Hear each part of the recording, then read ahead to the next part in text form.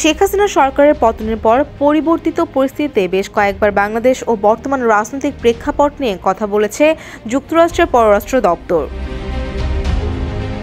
বাংলাদেশের নাগরিকদের মানবাধিকার, ধর্মনিরপেক্ষতা নিয়ে বেশ কয়েকবার নিজেদের মতামত দিয়েছে দেশটি।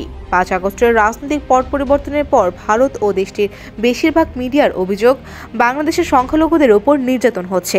বিষয়টি নিয়ে এবার যুক্তরাষ্ট্রের পররাষ্ট্র দপ্তরের নিয়মিত ব্রিফিংয়ে অভিযোগ তুলে প্রশ্ন করেছেন এক ভারতীয় সাংবাদিক। স্থানীয় সময় সোমবার প্রেস ব্রিফিংয়ে কথা বলতে আসেন পররাষ্ট্র দপ্তরের মুখপাত্র ম্যাথু মিলার। এতে ভারতীয় সাংবাদিক প্রশ্ন করেন, আওয়ামী লীগের শান্তিপূর্ণ সমাবেশে সংঘবদ্ধ হামলার আশঙ্কাজনক খবর শোনা যাচ্ছে।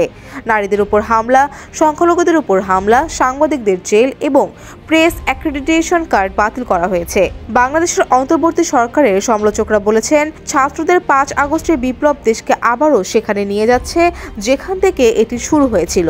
আমরা দেখেছি প্রধান প্যাটেল এসবের নিন্দা জানিয়েছে। বাংলাদেশের অন্তর্বর্তী সরকারের সঙ্গে এ বিষয়ে আপনার কি কোনো কথা হয়েছে? জবাবে মিলার বলেন, বাংলাদেশের সঙ্গে আলাদাভাবে কি কথা হয়েছে সেটি এখানে আমি বলবো না। তবে আমরা বাংলাদেশ সরকারের কাছে স্পষ্ট করেছি, যেমনটা আমরা বিশ্বের সব দেশের কাছে করি। আমরা শান্তিপ্রিয় আন্দোলনকে সমর্থন করি এবং চাই না সরকার কোনোভাবে শান্তিপ্রিয় আন্দোলনে সহিংস দমনপীড়ন চালাক। মাঠের অলরাউন্ডার আমি, আর ঘরের allrounder Tylox. Tylox toilet cleaner, clean মানেই টাইলক্স।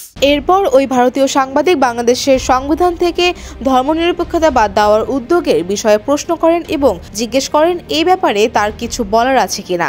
জবাবে পররাষ্ট্র দপ্তরের মুখপাত্র ম্যাথু মিলার জানান, তিনি বিষয়টি টুকে রাখবেন এবং তাদের কিছু বলার আছে কিনা দেখবেন। ফৌজিয়া ফারিহা, ডেস্ক রিপোর্ট, সমকাল।